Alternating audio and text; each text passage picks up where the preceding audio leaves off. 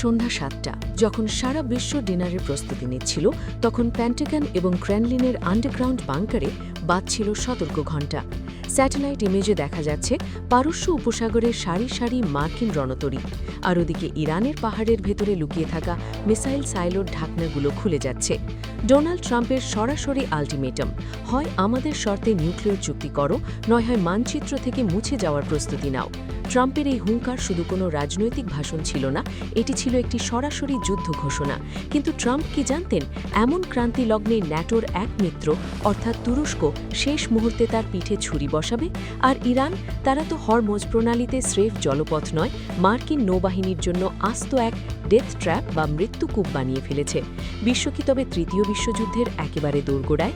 আজকের ভিডিওতে আমরা এই ভয়ঙ্কর ভূ রাজনৈতিক দাবার চাল ফাঁস করব। ডোনাল্ড ট্রাম্প যখন হোয়াইট হাউসে ফিরেছেন, তখন থেকেই তার চোখে মুখে ছিল প্রতিশোধের আগুন। তিনি আগের মেয়াদের ম্যাক্সিমাম প্রেশার পলিসিকে এবার নিয়ে গেছেন চরম পর্যায়ে। নিউক্লিয়ার চুক্তিতে সই করার জন্য ইরানকে 7 মাস সময় দিয়েছেন তিনি। কিন্তু কেন তিনি মাত্র 7 মাস সময় দিলেন? ওয়াশিংটনের অন্দরে কান পাতলে শোনা যাচ্ছে অপারেশন মিডনাইট হ্যামারের কথা। গত জুন মাসে মার্কিন ড্রোনগুলো ইরানের আকাশসীমার খুব কাছ থেকে ঘুরে এসেছে, তবে সেটা ছিল স্রিফ ট্রেলার। ট্রাম্পের এবারের লক্ষ্য হল ইরানের বর্তমান শাসন ব্যবস্থাকে অর্থনৈতিকভাবে শ্বাসরোধ করে মারা। তারা বুঝে গেছে ইরানের ভেতর থেকে প্রক্সি দিয়ে বা আন্দোলন ঘটিয়ে আয়াতুল্লাহ সরকারকে হটানো অসম্ভব। তাই এবার সরাসরি সামরিক শক্তির আস্ফালন।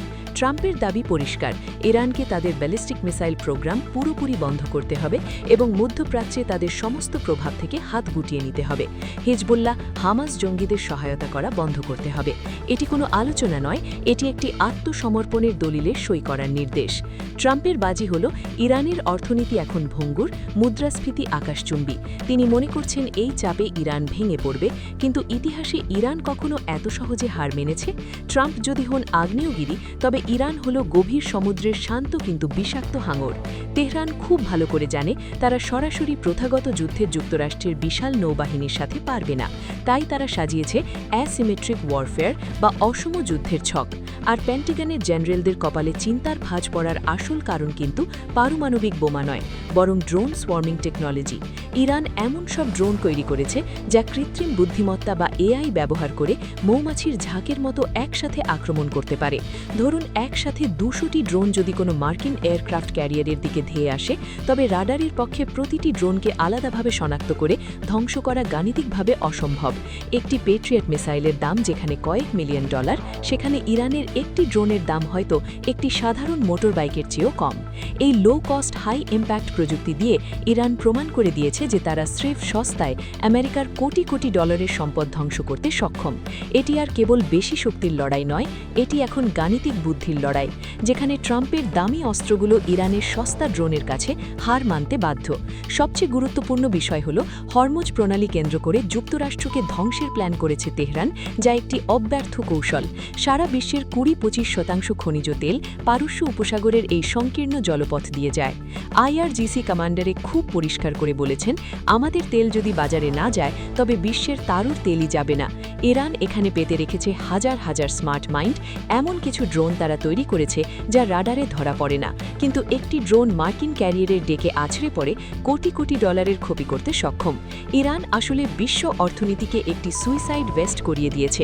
যদি ট্রাম্প একটি মিসাইলও তেহরানে ছড়ে, তবে ইরান হরমুজ প্রণালী বন্ধ করে দেবে। এর ফলে এক রাতের মধ্যে তেলের দাম ব্যারেল প্রতি 100 থেকে 300 ডলারে পৌঁছে যাবে। আমেরিকার সাধারণ মানুষ, যারা ট্রাম্পকে ভোট দিয়েছে সস্তায় গ্যাসোলিন পাওয়ার আশায়, তারাই তখন ট্রাম্পের বিরুদ্ধে রাস্তায় নামবে। ইরান এটাকে বলছে তাদের স্ট্র্যাটেজিক পেশেন্স বা কৌশলগত ধৈর্য। তবে এই গল্পের সবচেয়ে বড় ভিলেন অথবা ট্রাম্পের চোখে সবচেয়ে বড় বিশ্বাসঘাতক হলেন তুরস্কের প্রেসিডেন্ট এরদোয়ান এবং তার তুখোর পররাষ্ট্রমন্ত্রী হাকান ফেদান। তুরস্ক ন্যাটো সদস্য, অর্থাৎ তারা টেকনিক্যালি যুক্তরাষ্ট্রের মিত্র। কিন্তু আঙ্কারা এবার যা করল তা কেউ কল্পনাও করেনি। তুরস্ক যুক্তরাষ্ট্রের পিঠে বসিয়ে দিয়েছে বিশ্বাসঘাতকতার ছুরি। কারণ তুরস্ক জানে ইরানে যদি যুক্তরাষ্ট্র হামলা করে, তবে তার ফল হবে ভয়াবহ। প্রথমত, লাখ লাখ ইরানি শরণার্থী তুরস্কের সীমান্তে ভিড় করবে, যা তুরস্কের অর্থনীতিকে ধ্বংস করে দেবে। দ্বিতীয়ত, ইরান এবং তুরস্কের মধ্যে রয়েছে কয়েক বিলিয়ন ডলারের বাণিজ্য। তাই আঙ্কারা এই যুদ্ধের অংশ হওয়ার সম্ভাবনা সরাসরি প্রত্যাখ্যান করল। হাকান ফিদান স্পষ্ট ভাষায় জানালেন, আমরা এই অঞ্চলে আর কোনো রক্তপাত চাই না। এটি ট্রাম্পের গালে এক বিশাল চড়, কারণ তুরস্কের ভূমিকা ব্যবহার না করতে পারলে পেন্টাগনের জন্য ইরানের উত্তরে অপারেশন চালানো প্রায় অসম্ভব হয়ে পড়বে। তুরস্ক এখন রাশিয়ার সাথে মিলে এক নতুন অক্ষ শক্তি তৈরি করছে, যারা ইরানের ওপর মার্কিন নিষেধাজ্ঞা মানতে নারাজ। ট্রাম্পের গ্র্যান্ড প্ল্যানে আরও মরণফাঁদ হয়ে গেছে। ওয়াশিংটন যখন ইরানকে বিশ্ববাজার থেকে বিচ্ছিন্ন করার চেষ্টা করছে, তখন বেজিংয়ের ডিজিটাল স্ক্রিনগুলোতে চলছে ভিন্ন খেলা। চীন কেবল ইরানের তেলের প্রধান ক্রেতাই নয়, বরং তারা ইরানের সাথে 25 বছরের এক বিশাল স্ট্র্যাটেজিক চুক্তিতে আবদ্ধ। ট্রাম্পের আক্রমণের অর্থ হল চীনের জ্বালানি নিরাপত্তার উপর সরাসরি আঘাত। চীন যদি তাদের ডিজিটাল ইয়ান বা নিজস্ব পেমেন্ট সিস্টেম ব্যবহার করে ইরানকে ডলারের বিকল্প পথ করে দেয়, তবে ট্রাম্পের অর্থনৈতিক নিষেধাজ্ঞা স্রেফ একটি কাগজের টুকরোয় পরিণত হবে। চীন হয়তো সরাসরি যুদ্ধে নামবে না, কিন্তু তারা ইরানকে এমন সব নজরদারি প্রযুক্তি এবং সাইবার সাপোর্ট দিচ্ছে যা মার্কিন স্যাটেলাইটকেও বন্ধ করে দিতে পারে। ট্রাম্পকে প্রস্তুত চীনের এই সাইলেন্ট সাপোর্ট মোকাবিলা করতে। সব মিলিয়ে পেন্টাগন এখন মরিয়া। তারা কাতারের আল উদেদ এয়ারবেস এবং বাহরাইনের নৌঘাঁটিতে থার্ড এবং পেট্রিয়ট মিসাইল সিস্টেম মোতায়েন করছে। প্রশ্ন হল, ইরান যদি তুচ্ছই হয় তাহলে এত প্রতিরক্ষা কেন? কারণ পেন্টাগনের গোয়েন্দা রিপোর্ট বলছে ইরানের হাতে এমন কিছু হাইপারসনিক মিসাইল আছে যা মার্কিন ডিফেন্স সিস্টেমকে ফাঁকি দিয়ে কয়েক মিনিটের মধ্যে দুবাই, রিয়াদ বা তেল আবিবকে শ্মশান বানিয়ে দিতে পারে। এটি শুধু আমেরিকার লড়াই নয়, এটি এখন মধ্যপ্রাচ্যের অস্তিত্বের লড়াই। আর এই যুদ্ধের আজ সরাসরি পড়বে আমার আপনার ঘরে। তেলের দাম বাড়বে, আর তেলের দাম বাড়লে লজিস্টিক খরচ বাড়বে, ফলে প্রতিটি জিনিসের দাম হবে আকাশচুম্বী। ট্রাম্পের আমেরিকা ফার্স্ট পলিসি কি? তবে শেষ পর্যন্ত আমেরিকানদের জন্য একটি আত্মঘাতী ফাঁদ দাঁড়াবে। ট্রাম্পের জেদ আর ইরানের জেহাদ, মাঝখানে পড়ে পিষ্ট হচ্ছে বিশ্বশান্তি। একদিকে ডোনাল্ড ট্রাম্প তার ইগো আর ইমেজের জন্যই যুদ্ধে জেতার চেষ্টা করছেন, অন্যদিকে ইরান তার অস্তিত্ব রক্ষায় যে কোনো সীমা অতিক্রম করতে প্রস্তুত। আর তুরস্ক, তারা এই বিশৃঙ্খলার মধ্যে নিজেদের রাজনৈতিক শক্তি হিসেবে প্রতিষ্ঠিত করেছে।